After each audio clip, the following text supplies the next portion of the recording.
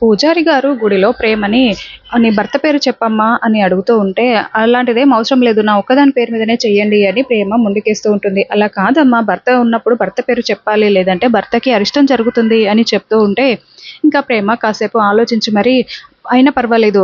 ఏం అవసరం లేదు. నా పేరు మీద చేయండి అని చెప్తూ ఉంటుంది. శ్రీరామ శ్రీరామ శ్రీరామ ఏంటే భర్తకి అరిష్టమని చెప్తున్నా కూడా పేరు చెప్పవేంటే అని వేదవతి అంటూ ఉంటుంది. ఏంటి ఎందుకు చెప్పాలి నేను? నేను తన భార్యని కాదని వాడే చెప్పాడు కదా! అప్పుడు నాకెలా వాడు భర్త అవుతాడు అని ప్రేమ చాలా కోపంగా చెప్పడంతో ఇంకా అయినా ఏంటమ్మా ఇదంతా అని పూజారి గారు అంటూ ఉంటారు. అయినా ఏం పర్వాలేదు పూజారి గారు, నా ఒక్క దాని పేరు మీదనే పూజ చేయండి అని చెప్పి ప్రేమ చెప్తూ ఉంటుంది. ఆ తర్వాత వాళ్ళ పూజ అయిపోగానే పూజారి గారు వచ్చి రామరాజుని అడుగుతూ ఉంటాడు. మీ పేరు, ఇంటి పేరు, గోత్రనామాలు చెప్పండి నాయనా అని అడుగుతూ ఉంటే, నా పేరు రామరాజు అని చెప్తూ ఉంటాడు. ఇంటి పేరు, గోత్రనామాలు చెప్పండి అంటే, నాకు ఇంటి పేరు లేదు, నేను ఒక అనాథగా పెరిగాను అని రామరాజు చెప్పి, దేవుడి పేరు మీద చెయ్యండి అని చెప్తూ ఉంటారు. ఇంకా అది విన్న భద్రావతి చాలా వాళ్ళని అవమానించేటట్టుగా ఇంటి పేరు, ఊరు పేరు ఏది లేకున్నా కూడా పెద్దింటి పిల్లని పెళ్లి చేసుకొని ఇదంతా చేస్తున్నారు. అలా అవమానిస్తారేంటి మీరు అని పూజారి గారితో మాట్లాడుతూ ఉంటుంది రామరాజుని అవమానిస్తూ. ఇంకా వేదవతికి చాలా కోపం వస్తూ ఉంటుంది.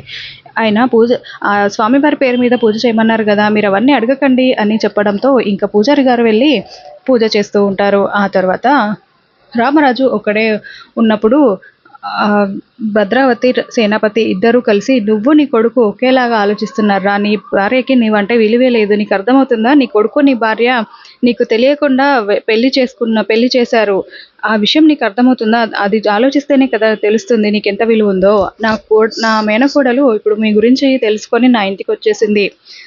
అందరినీ ఒక్కొక్కరిగా అలా విడదీసి నిన్ను ఒంటరిని చేస్తానురా. నేను ఇదివరకే చెప్పాను కదా, అది చేసి తీరుతాను అని భద్రావతి సేనాపతి ఇద్దరు రామరాజుకి వార్నింగ్ ఇచ్చి వెళ్ళిపోతారు. మరోవైపు ప్రేమ భద్రావతి వాళ్ళ దగ్గరే ఉండి ఉంటుంది. నర్మద, వేదవతి ఎంత ట్రై చేసినా కూడా ప్రేమతో మాట్లాడడానికి కుదరకపోయేసరికి పక్కకొచ్చి మాట్లాడుకుంటూ ఉంటారు. ఏంటి మా అక్క ప్రేమను అంటుకునే ఉంటుంది, వదిలిపెట్టట్లేదు అని అనుకుంటూ ఆలోచిస్తూ ఉంటారు.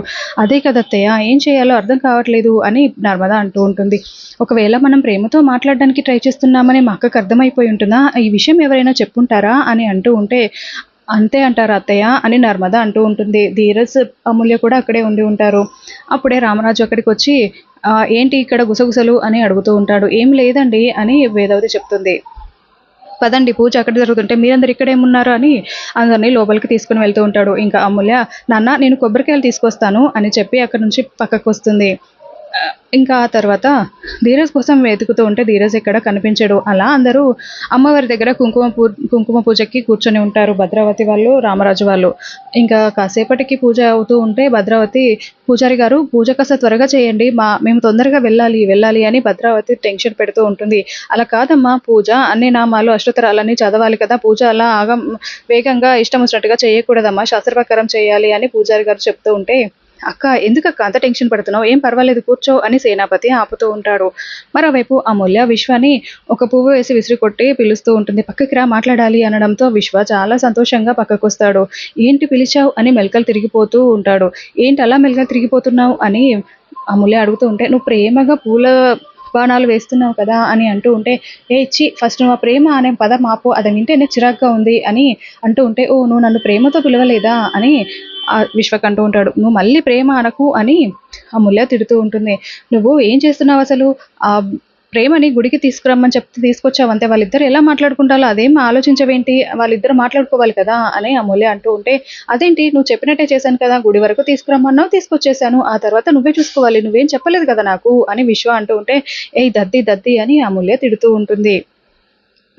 ఆ తర్వాత పూజారి గారు పూజ అయిపోయిన తర్వాత, అమ్మ మేము భర్తల చేత బొట్టు పెట్టించుకొని వాళ్ళ దగ్గర ఆశీర్వాదం తీసుకోండమ్మా అని చెప్తూ ఉంటారు. ఇంకా అందరూ అలా చేస్తూ ఉంటారు. ప్రేమ వరకు వచ్చేసరికి ప్రేమ మాత్రం సైలెంట్గా అలా కూర్చొని ఉంటుంది. అమ్మ నీ భర్త దగ్గర ఆశీర్వాదం తీసుకో అమ్మా అని బొట్టు ఇవ్వడంతో, ఏం పర్వాలేదు పూజారి గారు అని ప్రేమ అంటూ ఉంటుంది. అలా కాదమ్మా, ఆయనకి ఆయుష్ పెరుగుతుంది, భర్త దగ్గర ఆశీర్వాదం తీసుకుంటే దీర్ఘసుమంగల్గా ఉంటావమ్మా, లేదంటే అరిష్టం జరుగుతుంది అని పూజారి గారు అంటూ ఉన్నా అలా ఏం జరగదు అని ప్రేమ మొండికేస్తూ ఉంటుంది. ఇంకా అలా ఎపిసోడ్ ఎండ్ అయిపోయింది.